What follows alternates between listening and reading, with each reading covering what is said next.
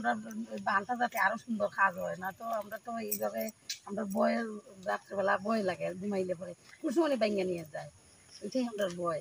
আর কাজটা যাতে ভালো হয় সুন্দর হয় এটাই আমরা চাই। কাজটা যাতে এইভাবে হইলে তো আসলে বয়ের কারণ রাত্রেবেলা ঘুমাইলে ভয় লাগে কুসুমনি বাইঙ্গা নিয়ে যায়। কোন কোন এলাকাতে এই সমস্যাটা?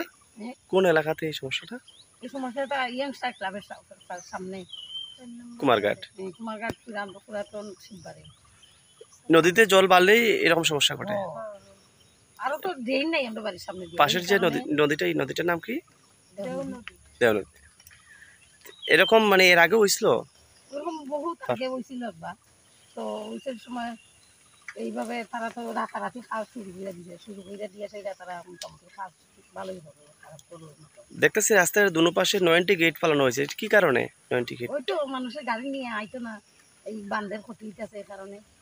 আচ্ছা, নদীর অনবরত আইতেছে, নদী ভাঙ্গন রোধ করার জন্য ওটা করা হয়েছে না? আচ্ছা, আর কি বলবেন?